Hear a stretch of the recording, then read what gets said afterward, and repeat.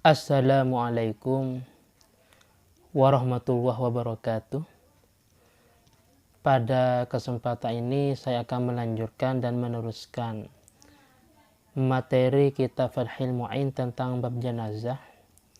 Kitab I'anatul Thalibin juz 2 halaman 130 sampai 131. Bismillahirrahmanirrahim. Qala al-muallifu rahimahullahu ta'ala wa nafa'ana bi'ulumihi ya rabbal alamin. Bismillahirrahmanirrahim. Wa syuritoh, dan disyaratkan, laha ailis sholati alal mayyit, untuk mensolati mayit, ma'ah syuruti sa'iri sholawatih, beserta beberapa syarat yang terdapat di sholat yang 5 waktu. Antara lain syaratnya yaitu harus satrul aurah, harus menutupi aurat. Jadi kalau dalam sholat maktubah harus menutupi aurat, begitu juga ini menjadi syarat ketika sholat jenazah. Wa taharatin, dan juga harus suci. Kalau dalam sholat jenazah kalau dalam sholat maktubah disyaratkan harus suci, baik anggota tubuhnya musolli, baik tempatnya musolli, atau pakaiannya musolli. Begitu juga ini disyaratkan dalam mensolati mayit. Jadi harus suci. Wastiqbal, dan juga menghadap kiblat. Kalau dalam sholat maktubah harus menghadap kiblat, begitu juga dalam sholat jenazah harus menghadap kiblat. Kecuali dukhulil waktu, masuknya waktu. Kalau dalam sholat maktubah harus masuknya waktu, sedangkan dalam sholat jenazah tidak ada dukhulil waktu. Dan juga dalam masalah syurutul qudwah, syarat tata cara berjamaah, harus niat menjadi makmum tidak boleh mendahului imam. Jadi beberapa syarat yang terdapat dalam sholat jamaah maktubah itu juga berlaku dalam sholat jenazah.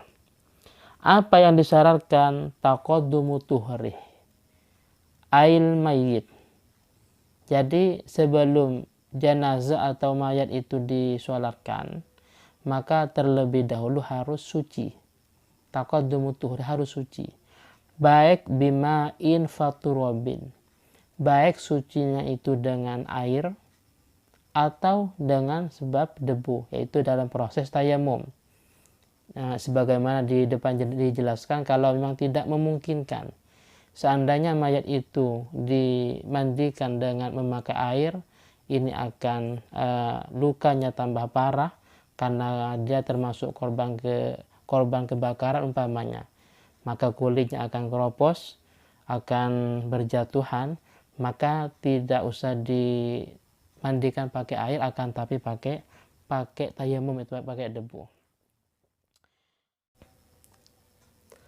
Oleh karena itu, menyambung pada permasalahan di atas, fa in waqa'ah bihufratin, kalau mayat itu berada di sebuah jurang, mungkin karena jatuh atau bagaimana, au bahrin, atau berada di laut, wa ta'azzara ikhrajuhu wa tuhruhu, dan sangat sulit atau sangat tidak memungkinkan untuk mengeluarkan mayat itu atau untuk mensucikannya.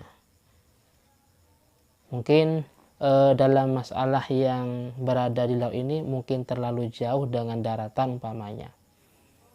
Bagaimana? Maka dalam hal ini lam yushalla alaihi alal mu'tamad, menurut pendapat yang kuat tidak usah disolati. Jadi menurut pendapat yang kuat tidak usah disolati.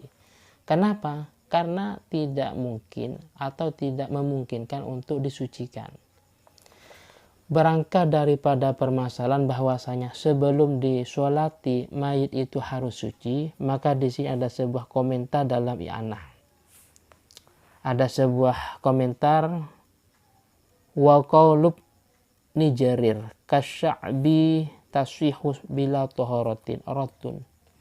Jadi pendapatnya Imam Ibnu Jarir dan juga Imam Sya'bi yang mengatakan boleh-boleh saja atau sah sholat jenazah toh sekalipun kondisi mayat itu masih belum suci. Pendapat yang mengatakan semacam itu raddun, ditolak mentah-mentah. Kenapa? Dikarenakan bi'annahu khariqun lil ijma', karena pendapat yang semacam itu yang mengatakan bahwa boleh-boleh saja sholat jenazah toh sekalipun kondisi mayat itu masih belum suci, itu termasuk khariqun lil ijma', bertentangan dengan ijma'. Terus di sini ada permasalahan. Selain daripada mayat itu harus suci, juga mata sholat yang nyambung dengan mayat itu di sini digambarkan. Wa kama yushtaratu taqaddumu tuhri. Seperti mayat itu juga harus suci, juga yushtaratu aidan taqaddumu tuhri mata sholabi. Juga harus suci sesuatu yang nyambung dengan mayat itu.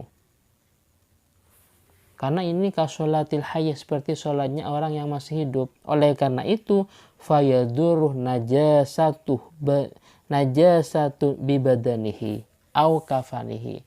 Kalau memang anggotanya mayat itu ada najisnya, maka sholat jenazahnya tidak sah. Atau kafannya itu enggak suci, maka sholatnya tidak sah. Au birijlih na'shihi wahwa marbutun bih, atau di kerandanya itu ada najisnya, maka sholat jenazahnya ini tidak sah. Oleh karena itu semuanya harus suci, baik musollinya harus suci, terus mayatnya juga harus suci, terus kafannya, kerandanya, dan semuanya yang ada di sekitarnya yang nyambung dengan mayat itu harus suci. Mungkin itu sementara yang bisa saya sampaikan, toh sekalipun sangat singkat dan sangat sebentar. Semoga manfaat dan barokah, dan jika ada yang kurang jelas atau muskil silakan ditanyakan dalam channel ini.